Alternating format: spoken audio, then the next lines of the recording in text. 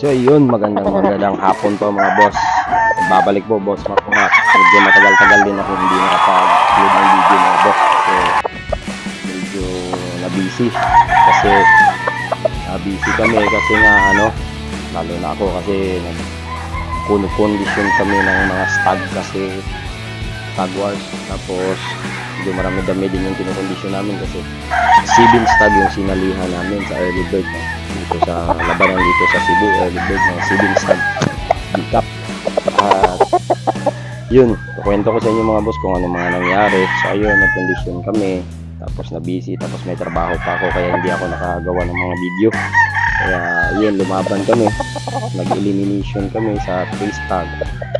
At yun, ito yung isa sa ginamit namin sa elimination. At panalo to. Ito yung panalo sa elimination. Bali, 2 papay yung ginamit namin. Tapos, isang kalihatch. Panalo yung isang papay. Panalo din yung isang kalihatch. Tapos, yung third fight ng pang 3 points namin ay papay ay natalo. Yung papay group natalo. Tapos nun at lumaban pa rin kami sa finals. Yung finals nun ay 4 stag na. So lumaban din kami. Gamit namin nun ay mga mga pula. May mga Kelso, Sweater Gilmore, at saka Dan Gray.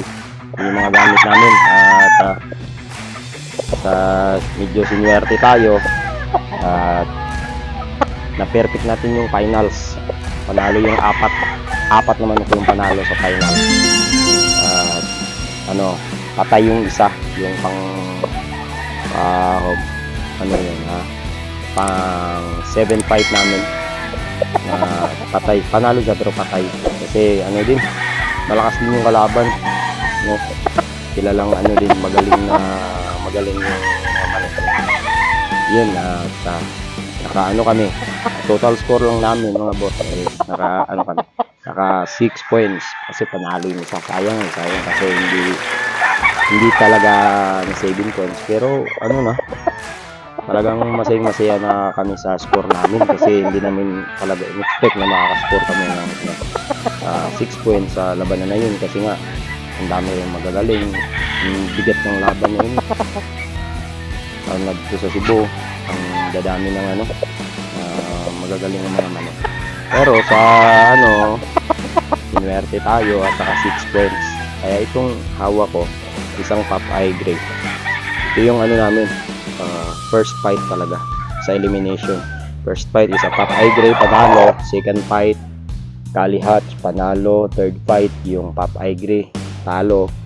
Tapos lumaban kami sa finals, 4 stag. Dan Gray yung gamit namin doon, panalo, walang sugat yon. At second fight namin ay isang Dan Gray cross din. Tapos Sweater Gilmore, tapos Kelso yung huling nanalo. Yun nga, patay siya. Bali, ang 4 yung nakauwi na manok, tapos 3 yung hindi nakauwi. Kasi patay din yung Kalihatch, yung sa elimination niya second fight. Sayang nga. Talagang lang, masasabi ko lang is talagang selection lang, tapos piliin mo kung ano talaga yung gusto mo na fighting style sa manok, ilalaban mo, tapos talagang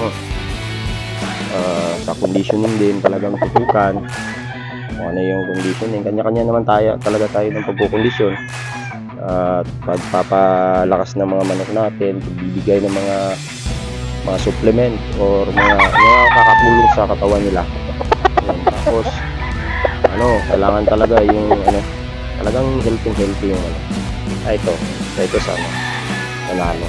Tapos yung first fight namin sa elimination ay nagkagusto, talagang ayusan na namin ibenta kaso talagang napaibig yung kaibigan natin buyer. Nakabili na yun dati nga 4 na Kelso yung binili niya dati, yung nasa vlog ko. Gusto niyang bilhin yung first fight, yung walang sugat sa elimination, yung first fight sa first tag finals ay elimination sa finals. Kaya yun, nagbigyan natin, papaship ko rin yun, papakita ko rin yun sa inyo, gagawan din natin yun ng vlog. Yung ano po siya. B-Cup Banded Early Bird.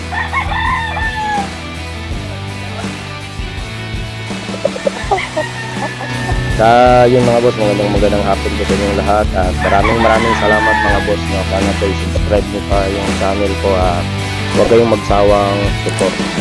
Yung mga boss, naka 6 points tayo at magandang hapon sa inyong lahat.